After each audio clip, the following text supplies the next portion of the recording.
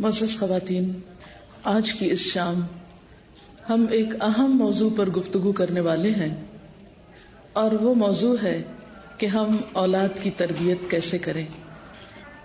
اگر آپ تھوڑی دیر کے لیے رک کر سوچیں کہ آپ کی زندگی میں سب سے اہم چیز کیا ہے، سب سے قیمتی دولت کیا ہے، وہ کیا چیز ہے کہ جسے آپ سب سے زیادہ اہمیت دیتے ہیں، جس کی خوشی آپ کے لیے سب سے بڑی خوشی ہے اور جس کا غم آپ کے لیے سب سے بڑا غم ہو جاتا ہے۔ ان کے خوش ہونے پر آپ خوش ہونے لگتے ہیں اور ان کی تکلیف پر آپ دکھی ہونے لگتے ہیں، غمگین ہونے لگتے ہیں۔ یقیناً آپ سب سمجھ گئے ہوں گے کہ وہ پیاری ترین چیز ہماری اولاد ہے۔ انسان کو سب سے زیادہ خود اپنی ذات سے محبت ہوتی ہے، اور یہ ایک مانی ہوئی بات ہے، اور اپنے بعد پھر اپنے ہی حصے، اپنے وجود کے حصے، اپنے دلوں کے ٹکڑے، اپنی اولاد سے محبت ہوتی ہے۔ انسان اپنی زندگی میں کتنا بھی کامیاب ہو، لیکن اگر اس کی اولاد کامیاب نہیں تو اسے اپنی کامیابیاں بھول جاتی ہیں۔ انسان خود کتنی بھی ترقی کر جائے، لیکن اگر اولاد در بدر کی ٹھوکریں کھا رہی ہو، بھٹک رہی ہو، تو انسان کو اپنی ترقی نظر نہیں آتی۔ اولاد انسان کے لیے نہ صرف یہ کہ اس دنیا میں خوشیوں اور سعادت کا باعث ہے، بلکہ انسان کے مرنے کے بعد بھی دنیاوی اعتبار سے اور آخرت کے اعتبار سے ایک قیمتی ورثہ ہے۔ آپ جو کچھ بھی چھوڑتے ہیں مرنے کے بعد، ان چیزوں میں سے دنیا میں بھی آپ کی اولاد ان چیزوں کی وارث بنتی ہے، جو کچھ بھی آپ مال و متاع میں سے چھوڑیں۔ اور اگر اولاد نہ ہو تو انسان کی اس دنیا میں وہ دلچسپی اور اس دنیا سے وہ محبت بھی نہیں ہوتی۔ اسی لیے رسول اللہ صلی اللہ علیہ وسلم نے اولاد کے بارے میں فرمایا تھا کہ وہ مبخلۃ مجبنۃ، ایک ایسی چیز ہے کہ جس کی وجہ سے انسان بخل کا شکار ہوتا ہے، اور اسی کی وجہ سے انسان بزدلی کا شکار بھی ہوتا ہے، کمزور ہو جاتا ہے بہت ساری چیزوں میں۔ انسان بڑے بڑے فیصلے کرنا چاہتا ہے، لیکن اولاد اس کے پاؤں پکڑ لیتی ہے، اولاد اس کے بہت سے فیصلوں کو بدل ڈالتی۔ انسان اپنے مال میں بہت سے لوگوں کو حصے دار بنانا چاہتا ہے، لیکن جب اولاد نظر آتی ہے تو پھر سب کچھ اسی کے لیے ہو جاتا ہے۔ اور انسان کیا چاہتا ہے کہ جب انسان اس دنیا سے جائے تو اس کے پیچھے اس کے بچے اس کی دنیاوی دولت کے وارث بنے، وہ پلے پھولے۔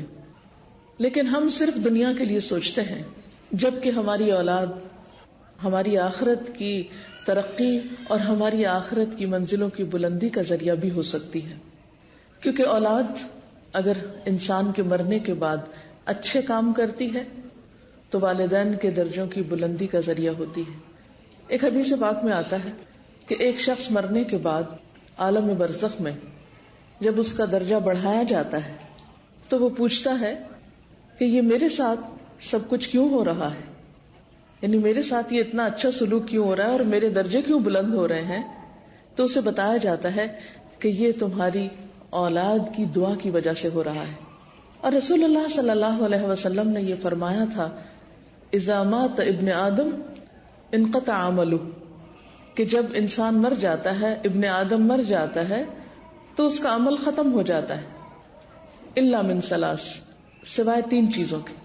صدقۃ جاریہ، ایسی جگہ پہ مال لگانا جس کا فائدہ بعد میں بھی اس کو ملتا رہے، یا پھر او علم ينتفع به، انسان ایسا علم چھوڑ جائے، ایسا سکھا جائے کہ جو لوگوں کو فائدہ پہنچاتا رہے، جس سے اور لوگ فائدہ اٹھاتے رہیں، یا پھر تیسری چیز ولد صالح يدعو له، نیک اولاد جو والدین کے لیے دعائیں کرتی۔ یعنی انسان اب خود نیکی کرنے کے قابل نہیں رہا، دنیا سے رخصت ہو چکا، لیکن کیا چیز اس کی نیکیوں میں اضافے کا سبب بن رہی ہے؟ اس کی اولاد۔ تو یہ تین چیزیں انسان کے مرنے کے بعد بھی انسان کے نیکیوں میں اضافے کا سبب بنتی ہیں۔ اور ان تین چیزوں میں بھی اگر آپ دیکھیں تو سب سے پیاری چیز آپ کی اور آپ کے قریب ترین چیز، آپ کے دلوں میں رہنے والی چیز آپ کی اولاد ہی ہوتی ہے۔ آپ کتنے بھی پڑھے لکھے ہوں، آپ کتنا بھی لوگوں کو سکھا رہے ہوں، تعلیم دے رہے ہوں، آپ کتنے بھی مالدار ہوں، لیکن اگر آپ کی اولاد نہیں، یا پھر اولاد ہے اور بگڑ چکی ہے، یا اس کی صحیح تربیت نہیں ہوئی، تو باقی نیکیاں بھی انسان کی بیکار ہوتی ہوئی نظر آتی، باقی خیر کے کام اور باقی محنت بھی بعض اوقات پھر بے فائدہ ہونے لگتی۔ ایک اور حدیث میں آتا ہے کہ قیامت کے دن کچھ لوگ آئیں گے اور ان کے اعمال ہوں گے تو بہت، لیکن بتایا یہ جائے گا کہ ان کی اولاد ان کی نیکیاں کھا گئی، یعنی خود تو بڑے نیک تھے لیکن اولاد نے ان کی نیکی پہ پانی پھیر دیا، سب صفائی کر دی۔ دنیا میں بھی یہ ہوتا ہے، آپ کتنی بھی نیک نامی کمائیں لیکن بعض اوقات آپ کی نیک نامی کو بٹا لگانے والی اولاد ہی ہوتی۔ اسی لیے قرآن پاک میں اللہ سبحانہ و تعالی اولاد کو انسان کا دشمن بتاتے ہیں۔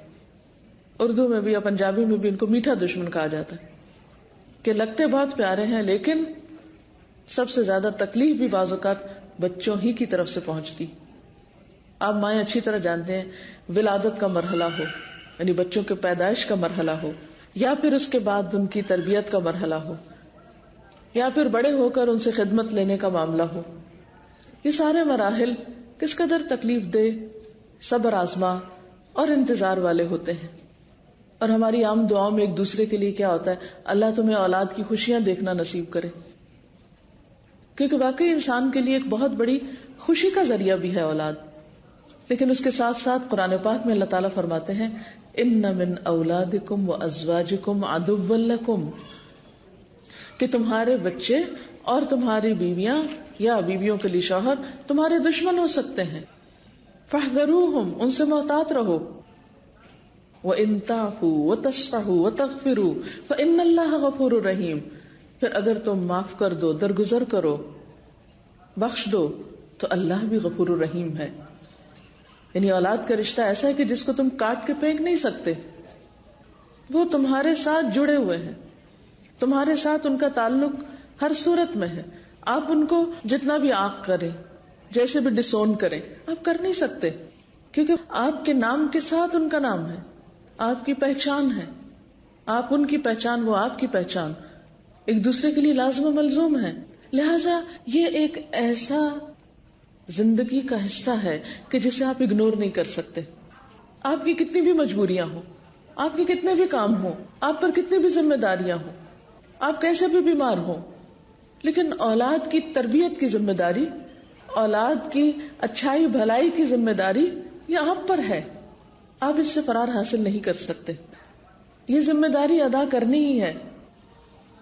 اور اس کے لیے قرآن پاک میں اللہ سبحانہ وتعالیٰ فرماتے ہیں یا ایھا الذین آمنوا قوا انفسکم واہلیکم نارا، اے لوگو جو ایمان لائے ہو، اپنے آپ کو اور اپنے گھر والوں کو آگ سے بچاؤ، پہلے اپنے آپ کو اور پھر اپنے بال بچوں کو آگ سے بچاؤ۔ لہذا ایک عام انسان کی حیثیت میں اور خصوصاً مسلمان والدین کی حیثیت میں جہاں ہمارے اوپر ذمہ داری ہے اولاد کو کھلانے پلانے کی، ان کی صحت صفائی کی، ان کو ادب آداب سکھانے کی، وہاں ان کے ایمان اور دین کی حفاظت کی ذمہ داری بھی ہم پر، اور قیامت کے دن اس کے بارے میں پوچھ ہوگی۔ حدیث پاک میں آتا ہے کلکم راع وکلکم مسئول عن رعیتہ، تم میں سے ہر شخص نگران ہے اور ہر ایک سے اس کی رعایا کے بارے میں سوال ہوگا، پوچھا جائے گا۔ اور اس میں عورتیں بھی ذمہ دار ہیں، فالمرأة راعیۃ فی بیت زوجہا ومسئولۃ عنہا، عورت اپنے شوہر کے گھر میں نگران ہے، باہر کے کاموں کی نگران نہیں ہے، باہر کے شوہر کے بزنس کی نگران نہیں بنائی گئی، لیکن گھر کی زندگی میں شوہر کی عدم موجودگی میں عورت کی ذمہ داری ہے۔ راعیۃ فی بیت زوجہا ومسئولۃ عنہا، اور قیامت کے دن اس سے اس ذمہ داری کے بارے میں سوال ہونے والا ہے۔ یہ وہ چیز ہے جس کے بارے میں پوچھا جائے گا۔ اگر آپ ان کو بہت اچھا کھلا نہیں سکتے، بہت اچھا پلا نہیں سکتے، بہت اچھا گھر نہیں لے کر دے سکتے، طرح طرح کے کھلونے نہیں لے کر دے سکتے، ان کی ہر خواہش پوری نہیں کر سکتے، تو پوچھ نہیں ہوگی، اس کا امتحان نہیں ہوگا۔ لیکن اگر وہ دین سے دور ہو گئے، بھٹک گئے، انہوں نے دین کا رستہ چھوڑ دیا، ان کے ایمان میں خلل آ گیا تو ضرور پوچھ ہوگی. لہذا اس پوچھ سے پہلے، اس سوال سے پہلے ہمیں اس دنیا میں، اس وقت میں، اس مہلت سے فائدہ اٹھاتے ہوئے اپنے آپ کو تیار کرنا ہے جواب کے لیے. اور ہمارا یہ جواب کسی معمولی ہستی کے سامنے نہیں ہے، اس ہستی کے سامنے ہے جو عالم الغیب والشہادہ ہے، غیب اور حاضر سب کو جاننے والا ہے. دلوں کے چھپے ہوئے خیالات اور وسوسے اور نیتیں اور ارادے اس کے لیے چھپے ہوئے نہیں ہیں، یہ سب کچھ اس کے سامنے ظاہر ہے. اس لیے ہم انسانوں کے سامنے تو عذر کر سکتے ہیں، کسی انسان کو تو بہلا سکتے ہیں، کسی انسان کو تو کہہ سکتے ہیں ہماری بڑی مجبوریاں ہیں، ہم پہ بڑی ذمہ داریاں، ہم پہ بہت بوجھ ہے، ہمارے پاس وقت نہیں ہے، ہمیں فرصت نہیں ہے. لیکن اللہ تعالیٰ کے سامنے ہم یہ عذر اور بہانے نہیں کر سکتے، کیونکہ اس کو پتا ہے کہ ہماری کون سی مجبوری کیسی ہے اور کتنی ہے، اور کہاں ہم وقت کس کام میں لگاتے ہیں جو وقت ہم کسی اور زیادہ بہتر اور تعمیری کام میں لگا سکتے ہیں. کیونکہ بعض اوقات ہمارے پاس وقت ہوتا ہے لیکن اس وقت کو ہم صرف اور صرف انٹرٹینمنٹ میں گزارنا چاہتے ہیں. ہم بھی کام کر کے لوٹے ہیں، بچے پڑھ کر لوٹے ہیں، اب کون بیٹھ کے ان کی تربیت کرے، کون ان کو بیٹھ کے پوچھے کہ تمہیں باہر کیا مشکل پیش آئی، کیا سن کر آئے ہو، کیا دیکھ کر آئے ہو، کیا سوچتے ہو، تمہارے دل میں کیا خیالات ہیں، اس کے بارے میں ہم جاننے کی زحمت ہی گوارا نہیں کرتے. وہ ایک اور سوچ میں جا رہے ہیں، وہ ایک اور دنیا میں رہتے ہیں، ہم ایک اور دنیا میں رہتے ہیں. اتنی بڑی خلیج، اتنا بڑا فاصلہ ہوتا چلا جا رہا ہے، یہ کیسے کم ہوگا؟ اس کے لیے صرف ایک خواہش اور صرف امید اور انتظار ہی کافی نہیں، اس کے لیے سنجیدگی سے ہمیں کچھ کرنا ہوگا اور اپنے لیے کرنا ہوگا. کسی دوسرے پر کچھ احسان نہیں، اپنے فائدے کے لیے، اپنے بچوں کے فائدے کے لیے، اپنی آئندہ نسلوں کے فائدے کے لیے ہمیں اپنی یہ ذمہ داری نبھانی ہوگی، اپنی آخرت میں جواب دہی کرنے کے لیے. کیونکہ اللہ سبحانہ و تعالیٰ کا وعدہ ہے کہ جو نیک لوگ ہوں گے ہم قیامت کے دن ان کی اولاد کو بھی ان کے ساتھ ملا دیں گے. یعنی اگر والدین کے درجے بلند ہیں یا اولاد کے بلند ہیں تو ان کو وہاں پر اکٹھا کر دیا جائے گا اور کسی ایک کے عمل میں کمی نہیں کی جائے گی. جو نیچے کے درجے والا ہوگا وہ اوپر کر دیا جائے گا، ملا دیا جائے گا. لیکن اگر اولاد نافرمان ہے تو پھر وہ تو دنیا میں بھی انسان کو چھوڑ جاتی ہے، قیامت کے دن تو بہت ہی دوری ہو جائے گی.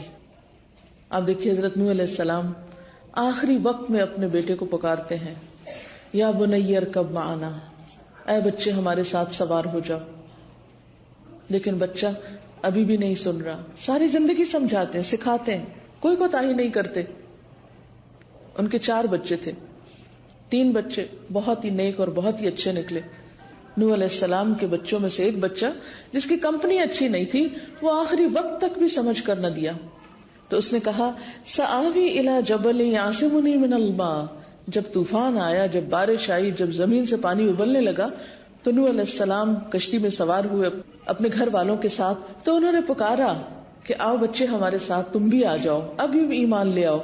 کہنے لگا کہ نہیں، میں وہ پہاڑ پہ چڑھ جاؤں گا. سآوی الی جبل، میں پہاڑ پہ پناہ لوں گا، یعصمنی من الماء، مجھے وہ پانی سے بچا دے گا، میں نہیں ڈوبتا، فکر نہیں کرے میری، اپنا کام کریں آپ.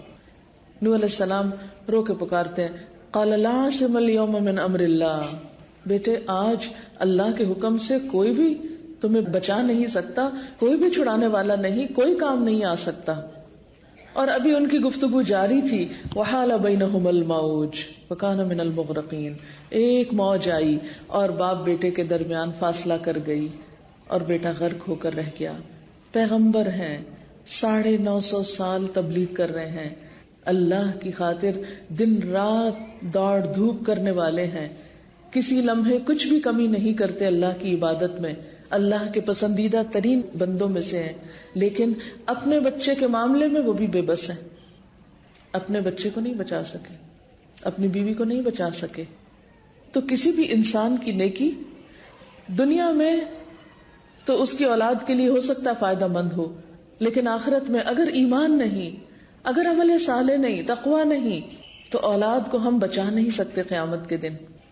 دنیا میں تو بعض اوقات بہت سے طریقوں سے ہم کسی نہ کسی طرح ان کو کھینچ تان کے کسی ایک مقام پر لے ہی آتے ہیں، لیکن آخرت میں نہیں لا سکیں گے. اللہ تعالیٰ کا عدل بالکل بے لاگ ہے، اس میں کوئی بے انصافی نہیں. لہذا وہ دن کہ جس میں کوئی کسی کے کام نہیں آئے گا، وہ دن کہ جس میں سارے رشتے ایک دفعہ ختم ہو جائیں گے. نفخ فی الصور فلا انصاب بینہم یومئذ ولا هم یتساءلون. جب سور پھونکا جائے گا تو آپس میں کوئی رشتہ داریاں باقی نہیں رہیں گی، کوئی ایک دوسرے کو پوچھے گا بھی نہیں. وہاں تو ہر ایک دوسرے سے بھاگے گا. یوم یفر المرء من اخیہ وامہ وابیہ وصاحبتہ وبنیہ لکل امرئ منہم یومئذ شأن یغنیہ. جس دن بھاگے گا انسان، یوم یفر المرء من اخیہ اپنے ہی بھائی سے، وامہ اپنی ہی ماں سے، وابیہ اپنے ہی باپ سے، وصاحبتہ اپنی بیوی سے، وبنیہ اور اپنے بیٹے سے. لکل امرئ منہم یومئذ شأن یغنیہ. ہر شخص پر اس وقت ایسی حالت ہوگی جو اسے دوسرے سے بے نیاز کر دے گی. لہٰذا جو خیر خائی کرنی ہے ہمیں آج کرنی ہے، جو کچھ دینا ہے بچوں کو آج دینا ہے. اب سوال یہ پیدا ہوتا ہے کہ کیا دیں، پھر کیا کریں؟ اگر واقعی آپ سمجھتے ہیں کہ یہ ہماری ذمہ داری ہے، اگر آپ یقین مانتے ہیں اس بات کو کہ اس کے بارے میں قیامت کے دن ہم سے پوچھا جائے گا، اور اگر آپ سمجھتے ہیں کہ آپ کی اولاد کی نیکیاں آپ کے حق میں صدقہ جاریہ ہوں گی، تو آئیے پھر کچھ چیزیں آپ کی خدمت میں رکھوں گی کہ جن کا آپ کو ہر صورت خیال کرنا ہوگا، دنیا کی کامیابی کے لیے بھی ان کی اور آخرت کی. کیونکہ جب اولاد نیک ہوتی ہے نا، اس کے اندر سارے اچھے اخلاق ہوتے ہیں، وہ خدا کا خوف رکھتی، تو وہ آپ کو بھی حق دے گی اور وہ باقی انسانوں کو بھی حق دے گی. پھر وہ کسی پر بھی ظلم کرنے والے نہیں ہوں گے، کیونکہ اللہ کی محبت اور اللہ کا خوف انسان کو ایک بہترین انسان بناتا ہے. ایسا انسان وعدہ خلاف نہیں ہوتا، جھوٹ نہیں بولتا، کسی کو دھوکہ نہیں دیتا، خیانت نہیں کرتا، وہ ہر ایک کا حق پہچانتا ہے، وہ اپنی ذمہ داریوں کو ادا کرنے والا ہوتا ہے. اگر آج ہم دیکھیں کہ اولاد کے ہاتھوں ہمیں بسا اوقات طرح طرح کی مشکلات، ان کی شادی کرنے کے بعد، ان کے میچور ہونے کے بعد، ان کے کاروبار کرنے کے بعد بھی بعض اوقات بہت سی پریشانیاں ہمیں جو ان کی طرف سے پہنچتی ہیں، ان میں ایک بہت بڑا سبب ہوتا ہے کہ ان کے کردار میں وہ پختگی نہیں ہوتی، وہ میچورٹی ان کے اندر نہیں ہوتی، وہ چیز ان کے اندر نہیں ہوتی جو ہونی چاہیے، جس کی وجہ سے وہ اپنی زندگی کے بہت سے معاملات خود بھی حل کر سکیں. تو آئیے دیکھتے ہیں کہ ہمیں کیا کرنا ہے.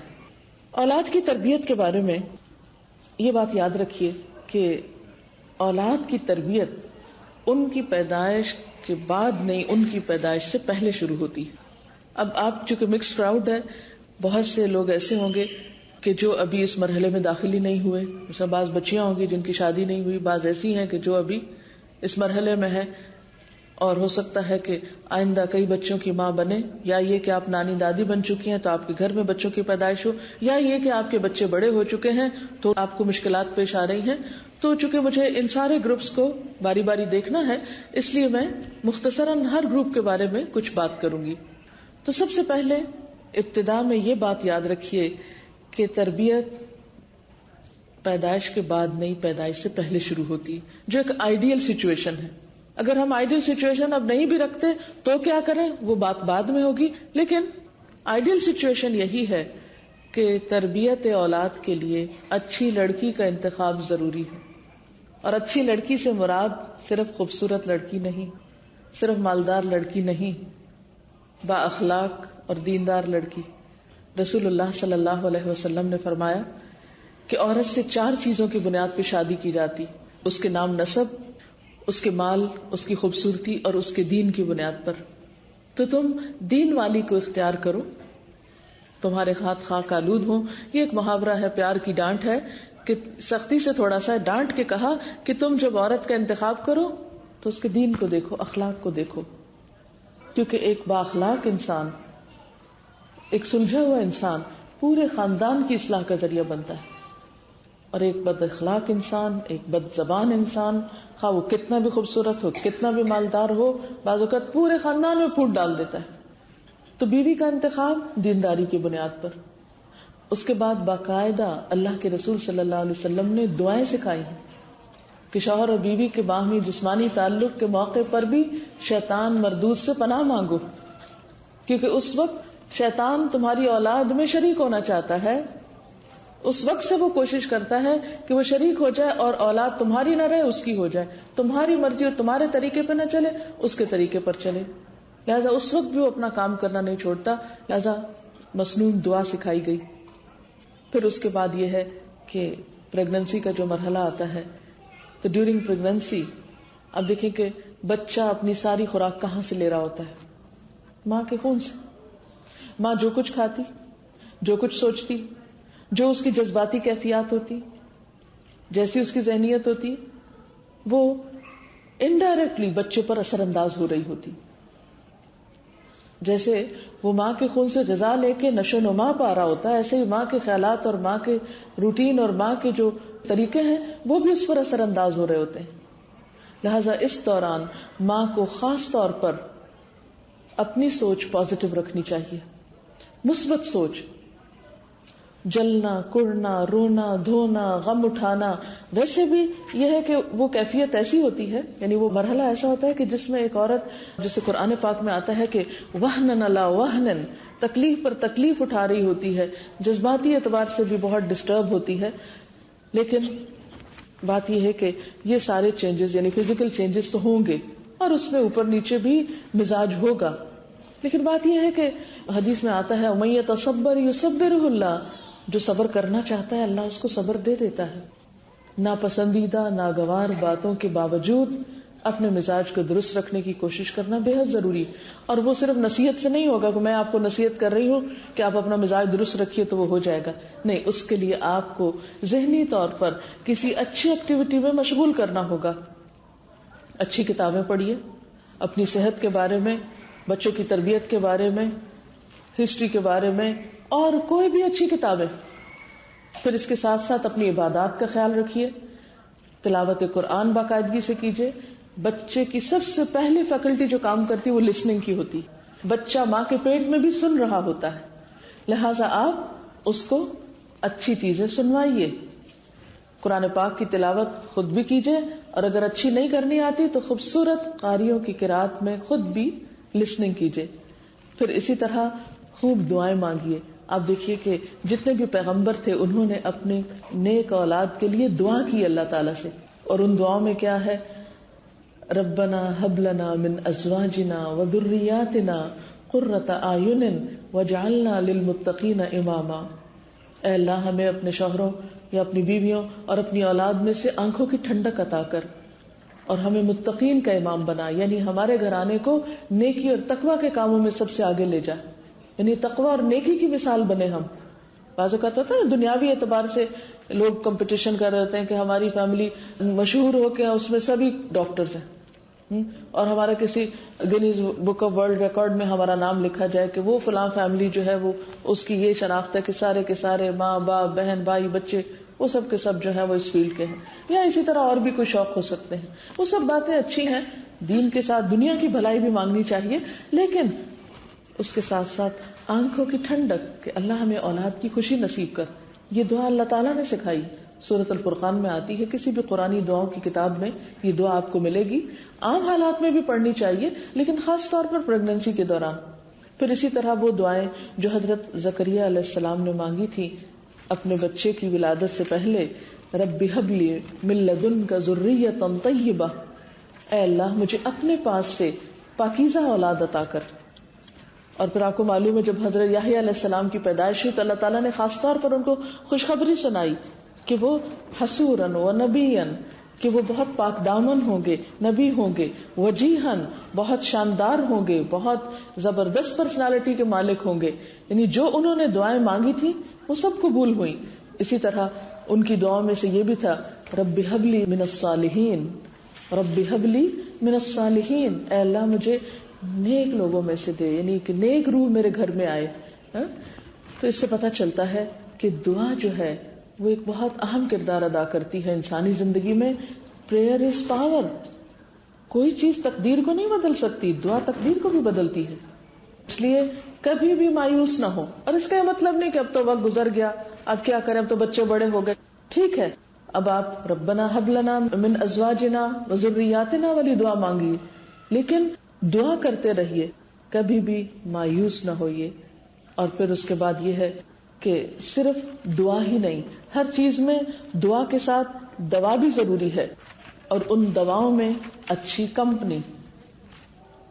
ایسی خاتون جو پریگننسی کے مرحلے میں ہو، حمل کے مرحلے میں ہو، اس کے لیے اچھا ماحول بے حد ضروری. بعض اوقات ایسا ہوتا ہے نئی نئی شادی ہوتی ہے، ایڈجسٹمنٹ بڑی مشکل ہو رہی ہوتی ہے، نئے گھر والوں کے ساتھ معاملات درست نہیں ہو پا رہے ہوتے، تو بچیاں عموماً پہلی پریگننسی میں یا اس کے بعد بھی کچھ بہت زیادہ مینٹلی ڈسٹرب ہوتی، ایموشنلی بھی بہت ڈسٹرب ہوتی. ایسے میں گھر والوں کو بھی خیال رکھنا چاہیے کہ ایک بچی جس کے لیے یہ ماحول بھی نیا ہے، اور اس کے بعد اس کے اندر اتنی زیادہ فزیکلی چینجز آ رہی ہیں، اتنے ہارمونل چینجز ہیں، تو اس بچی کو ایک اچھے ماحول کی بے حد ضرورت ہے. لہٰذا بہت سی چیزوں میں درگزر کرنا چاہیے. آپ اپنی آئندہ نسل کی خاطر اس بچی کو کچھ مارجن دیں، وقت دیں، نہ کہ اسے ایسی ٹینشن سے گزاریں کہ جس کا سارا اثر براہ راست اس بچے پہ آئے اور ایک گھر میں خاردار پودا اگائے.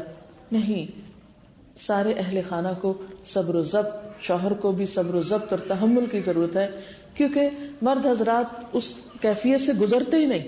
ان کو پتہ ہی نہیں ہوتا کہ عورت کے اوپر یہ موڈز کیوں آ رہے ہیں اور یہ کیفیت کیوں ہے. وہ کبھی رو رہی ہے، کبھی ہنس رہی ہے، چھوٹی چھوٹی باتوں پہ ناراض ہو رہی ہے. یہ سب کیفیات ایک جسمانی تبدیلی کی وجہ سے ہوتی ہیں. اس لیے اس میں عورت کو ایک رخصت اور ایک رعایت دی جانی چاہیے. اس کے علاوہ یہ بھی ضروری ہے کہ ایسی بچیاں جو کسی نئے ماحول میں آئیں اور اپنی پچھلی ساری دوستیں چھوڑ چکی ہوں اور رشتے دار بھی چھوڑ چکے ہوں، اور خاص طور پر جیسے ماحول میں آپ رہتے ہیں، بعض اوقات آپ دور دراز ملکوں سے بچیوں کو بیاہ کر لاتے ہیں، ان کے لیے ماحول بھی نیا، ان کے لیے گھر بھی نیا، اور ان کے لیے جسمانی طور پر بھی ایک نیا ایکسپیرینس. تو ایسے میں کچھ اور بھی زیادہ آپ کی ذمہ داری ہو جاتی ہے صبر و تحمل کی اور بات برداشت کرنے کی. لیکن اس کے ساتھ ساتھ یہ بھی یاد رکھیے کہ اگر آپ کا تعلق کسی بھی ایسی محفل سے ہے، کسی ایسی مجلس سے ہے جہاں آپ کم از کم ہفتے میں بھی ایک بار جا کر روحانی سکون حاصل کرتے ہیں، تو اپنے ساتھ اپنی بیٹیوں کو، اپنی بہوؤں کو، اپنے ایسی بچیوں کو ساتھ لے کر جائیے تاکہ ان کو بھی ایک اچھی کمپنی ملے. کیونکہ آپ جب اللہ کی مجلس میں بیٹھتے ہیں، قرآن کی مجلس میں بیٹھتے ہیں، تو یقینی طور پر آپ کے اوپر ایک سکینت نازل ہوتی جس کا حدیث پاک میں بھی ذکر آتا ہے. لہذا اچھی کمپنی سے مراد اچھی دوستیں، اچھے لوگ، اور اس کے علاوہ اچھی مجلسیں، اچھی محفلیں، یہ بچیوں کے لیے بے حد ضروری ہے. اس سے کیا ہوتا ہے کہ وقتی طور پر اپنے غم بھول جاتی ہیں اور ایک وہ اداسی کی کیفیت بھی ختم ہوتی ہے. اور جب اچھے لوگوں سے دوستی ہوتی ہے تو کہتے ہیں کہ اچھا دوست خوشبو بیچنے والے کی طرح ہوتا ہے، کہ جس سے اگر آپ خوشبو نہ بھی خریدیں تو صرف اس کی خوشبو کی دکان سے آپ اگر بیٹھے ہوئے پاس تو خوشبو ہی آتی رہے گی. آپ کسی بھی پرفیوم کے کاؤنٹر پہ جائیے تو آپ دیکھیں گے کہ اگر آپ نہیں بھی خریدے تو تھوڑا سا اس کو ٹیسٹ کرتے ہوئے بھی آپ نکلتے ہیں تو آپ کے لباس یا آپ کے کپڑوں سے خوشبو ہی آتی ہے. تو خوشبو کے تو پاس سے بھی آپ گزر جائیں تو آپ پر ایک اثر ہوتا ہے. جیسے اسموکنگ، اگر کوئی اسموکنگ کر رہا ہو، آپ خود نہیں بھی کر رہے ہو تو آپ کے کپڑوں میں دھواں جذب ہو جائے گا، آپ وہاں سے نکل کے گھر آئیں گے تو باقی رہیں گے اثرات. اسی طرح اگر انسان اچھی محفل میں اٹھتا بیٹھتا ہے تو لازمی طور پر اس کے اثرات اس پر اچھے ہوتے ہیں. اس کے علاوہ ذکر کی کثرت کرنی چاہیے. قرآن پاک میں اللہ تعالیٰ فرماتے ہیں الا بذکر اللہ تطمئن القلوب، یاد رکھو اللہ کے ذکر سے دلوں کو اطمینان ہوتا ہے. پھر اسی طرح یہ ہے کہ جب پیدائش کا مرحلہ ہو، یعنی ولادت ہو رہی ہو، اس وقت آیت الکرسی پڑھنی چاہیے کیونکہ اس سے شیطان دور ہوتا ہے. اور جب بچہ پیدا ہو جائے تو اس کے کان میں آذان دینی چاہیے کیونکہ آذان سن کے بھی شیطان بھاگتا ہے. آپ صلی اللہ علیہ وسلم نے حضرت مریم کی مثال دے کر فرمایا کہ ہر بچے کو پیدا ہوتے ہی شیطان ٹھوکا لگاتا ہے سوائے مریم کے اور عیسیٰ ابن مریم کے، کیونکہ ان کی والدہ نے دعا کی تھی. اب آپ دیکھیے، آپ صلی اللہ علیہ وسلم بتا رہے ہیں کہ ان کی والدہ نے دعا کی تھی تو اللہ تعالیٰ نے ان کو شیطان سے بچا کے رکھا. آپ بھی یہ دعا کر سکتے، یہ دعا کو خاص نہیں تھی ان کے لیے، آپ کے لیے بھی ہے. اور وہ دعا کیا تھی؟ انی اعیذھا بک وذریتھا من الشیطان الرجیم، کہ اللہ میں اس بچی کو اور اس کی آئندہ آنے والی نسل کو، اب دیکھیں کتنی دور تک سوچ رہی تھی وہ، اس کی آئندہ آنے والی نسل کو شیطان مردود سے بچا کر تیری پناہ میں دیتی ہوں، تیری حفاظت میں دیتی ہوں. لہذا کتنی ضروری ہے یہ بات کہ ہم ہر مرحلے پر چوکنے رہیں، ہر موڑ پر ہم خیال رکھیں اور کسی وقت بھی غافل نہ ہوں. پھر اسی طرح جب بچہ پیدا ہو تو اس پر خوشی کا اظہار کریں. ہمارے ہاں عام طور پر یہ ہوتا ہے جب بیٹی پیدا ہوتی ہے تو سب کے منہ لٹک جاتے ہیں، حالانکہ آپ کو نہیں پتا کہ آپ کے لیے خوش قسمتی کا باعث کون ہو، بیٹا ہو یا بیٹی. ہو سکتا ہے کہ ایک بیٹی آپ کے لیے کئی رحمتوں کے دروازے کھولے. آپ کے رزق میں معلوم نہیں اس بچے کی آمد سے کتنا اضافہ ہو، اس کی اچھی تربیت میں آپ کے لیے کتنے درجات کی بلندی ہو. لہذا بچے کی پیدائش پر گھر والوں کو، خاص طور پر ایک دوسرے کو اور باقی دوست رشتہ داروں کو بھی مبارک دینی چاہیے. حضرت حسن بصری نے ایک بچے کی پیدائش پر یوں دعا دی کہ اللہ نے جو بچہ تمہیں دیا ہے اس میں تمہارے لیے برکت ہو، شکر کی توفیق ہو، یہ بچہ نیک اور پارسا بنے، صحت اور لمبی عمر پائے. یعنی ایک دعا کا نمونہ ہے یہ، اس طرح کی دعائیں دی جا سکتی ہیں. پھر اسی طرح یہ ہے کہ بچے کی جو پہلی غذا ہے وہ بھی کسی نیک انسان سے یا با اخلاق اچھے انسان سے دلوانی چاہیے، کیونکہ بچہ جب پیدائش کے بعد بالکل معصوم ہوتا ہے، اس پر پہلے جو بھی اثرات ہوں گے وہ اس کے اندر جذب ہو جائیں گے، پرنٹ ہو جائیں گے. آپ اس کے کان میں اذان دیتے ہیں، اللہ اکبر، اللہ کی بڑائی اس کے دل میں جائے گی، چاہے وہ نہیں سمجھے مگر اس کے اثرات ہیں. قرآن پاک کے اور اللہ کے جو ذکر کے الفاظ اور حروف ہیں اس کے بھی اثرات ہیں، وہ اثرات انسان کے اندر جاتے ہیں. جو اٹھائے گا اس کے ہاتھوں کے بھی اثرات اس کی شخصیت پر ہوں گے، جو اسے پہلی دفعہ کھلائے گا اس کے بھی اثرات اس بچے کی شخصیت میں جائیں گے. اسی لیے آپ صلی اللہ علیہ وسلم کے پاس ایسے بچے لائے جاتے تھے جو بالکل نو مولود ہوتے تھے اور آپ ان کی تحنیک کرتے تھے. اور کہتے ہیں کہ انسان کی انگلیوں سے ریز نکلتی ہے. تو جب ایک اچھے انسان، اچھے کردار کے انسان کے پاس، ویسے بھی آپ نے دیکھا ہوگا یہ صرف بچوں کے لیے نہیں، کسی شخص کے پاس آپ بیٹھتے ہیں تو آپ اتنا کمفرٹیبل فیل کرتے ہیں، اتنا اچھا آپ کو لگتا ہے، اور کسی شخص کے پاس آپ بیٹھتے ہیں تو آپ تھوڑی دیر میں کہتے ہیں کہ بس کب ختم ہو یہ مجلس تو ہم یہاں سے اٹھیں. یعنی آپ کو گھبراہٹ ہوتی ہے کچھ لوگوں کی کمپنی سے. اور یہ ایسا ہوتا ہے کہ کچھ لوگ جن کی سوچ پازیٹو ہوتی ہے، جن کا اخلاق اچھا ہوتا ہے، ان کی طرف آپ خود بخود کھنچتے چلے آتے ہیں. ان کے اندر ایک خاص کشش ہوتی ہے. تو نیکی اپنے اندر ایک کشش رکھتی ہے. کشش محض لباس میں نہیں ہوتی، کشش محض کسی میک اپ میں نہیں ہوتی، کشش شخصیت کی خوبصورتی میں ہوتی، کشش دل کی خوبصورتی میں ہوتی. لہذا اس خوبصورتی کو منتقل کیا جاتا ہے بچوں کی طرف. پھر اسی طرح ماں کا دودھ پلانا، یعنی اگر تحنیک کے بعد ماں اپنا دودھ پلائے تو بچے اور ماں کے درمیان ایک قریبی تعلق پیدا ہوتا ہے. آج مائیں اپنی خوبصورتی کے لیے اتنی خود غرض بعض اوقات ہو جاتی ہیں کہ بچوں کو دودھ نہیں پلانا چاہتی. اور اب تو آپ دیکھیں کہ میڈیکل سائنس نے اتنے زیادہ اس کے فضائل بیان کیے ہیں کہ نہ چاہتے ہوئے بھی مائیں وہ کرتی ہیں. لیکن اگر آپ میڈیکلی ایک کام کر رہے ہیں تو اس کا اجر تو نہیں ہے نا. اجر تو اس وقت ہے جب آپ کی نیت بھی اچھی ہو کہ آپ اللہ کے ایک حکم پر عمل کر رہے ہیں. اور آپ کو معلوم ہے کہ ایک ایک گھونٹ جو آپ بچے کو پلاتے ہیں وہ آپ کی طرف سے ایک طرح سے صدقہ بھی ہوتا ہے. صدقے سے مراد یہ نہیں کہ ہم جیسے کسی کے اوپر کوئی بیماری آ گئی تو کسی کو کچھ دے آئے، کسی پہ وار کے تو وہ صدقہ. صدقے مراد یہ کہ ایک ایک قطرے کا اجر آپ کی طرف سے لکھا جاتا ہے. وہ جو کچھ آپ دیتے ہیں وہ آپ کے نام اعمال میں شمار ہوگا کہ آپ نے اپنے جسم کا ایک حصہ اپنے اندر سے، اپنی غذا سے ایک چیز نکال کر ایک بچے کی پرورش میں استعمال کی. لہٰذا اس کو بھی بہت خوشی کے ساتھ کریے. اب دیکھیے کہ بعض اوقات بچے بہت تنگ کرتے ہیں، اس وقت مائیں پھر بعض اوقات بد دعائیں دینے لگتی ہیں. ارے کبھی بھی ایسا نہیں کرے. کتنا بھی غصہ آئے بچوں پر، کتنا بھی تکلیف ہو، بعض اوقات بچوں کے دانت جب نکلتے وہ کاٹتے ہیں ماں کو دودھ پلاتے ہوئے، تو بے اختیار ماں کی زبان سے بعض اوقات بہت خراب لفظ بھی نکل جاتے ہیں. نہیں معلوم نہیں کس وقت کی کیا دعا اٹھا لی جائے، قبول ہو جائے اور پھر ساری زندگی آپ اس پہ پچھتائیں. آپ صلی اللہ علیہ وسلم نے خاص طور پر خواتین کو کس بات کی تلقین کی کہ وہ اپنی زبان کا استعمال درست کریں. آپ نے فرمایا میں نے تمہاری اکثریت کو جہنم میں دیکھا ہے. اچھا اس کا یہ مطلب نہیں کہ کوئی ڈسکریمنیشن تھی عورتوں سے تو اللہ تعالیٰ بہت سخت نالا ہیں اور بہت نفرت کرتے ہیں اس لیے جہنم پہ، یہ مطلب نہیں ہے اس بات کا. مراد اس سے کیا تھی، اس کا معنی کیا تھا، اس کا مطلب کیا تھا کہ ان باتوں سے بچو کہ جو وہاں لے جانے کا سبب ہے. جب پوچھا گیا کہ کیا سبب ہے تو یہی بتایا گیا کہ تم تکثرن اللعن، تم لعن تان کی بہت کثرت کرتی. تو یاد رکھیے کہ بچہ بچپن میں جو کچھ سنتا ہے، جیسے الفاظ سنتا ہے ویسے ہی پر وہ ریپیٹ کرنے لگتا ہے. اگر آپ بہت زیادہ نو کا استعمال کرتے ہیں تو بچے کی زبان پر بھی ہر چیز میں نو ہوگا. آپ نو بولیں گے تو بچہ بھی نو بولے گا. آپ مسکرائیں گے تو بچہ بھی مسکرائے گا. ہاں آپ اچھے نرم انداز سے بات کریں گے تو بچے کے اندر بھی وہی ٹون آئے گی. اور اگر آپ کسی کا مذاق اڑائیں گے تو بچہ بھی مذاق اڑانا سیکھے گا. بحیثیت ماں کے آپ ایک رول ماڈل ہیں 24 گھنٹے کے لیے، خصوصاً بہت چھوٹے بچوں کے لیے جبکہ وہ فلی ماں پہ ڈیپینڈنٹ ہوتے ہیں. لہذا آپ کو بچے کی تربیت سے پہلے اپنی کرنی ہوگی. یاد رکھیے بچوں کی تربیت ہو نہیں سکتی جب تک کہ آپ اپنی تربیت نہیں کرتے، جب تک آپ کے اندر اخلاق کی خوبی نہیں. اگر آپ کی پرسنالٹی ڈوئل پرسنالٹی ہے کہ آپ کہیں کچھ ہے کہیں کچھ، سامنے کسی کے کچھ باہر کچھ، مثلاً آپ کسی کے بیٹھ کے گھر میں برائیاں کر رہے ہیں، بچہ کھیل کھلونے میں لگا ہوا ہے لیکن اس کے کان آپ کی طرف لگے ہیں کہ آپ کیا بات کر رہی ہیں.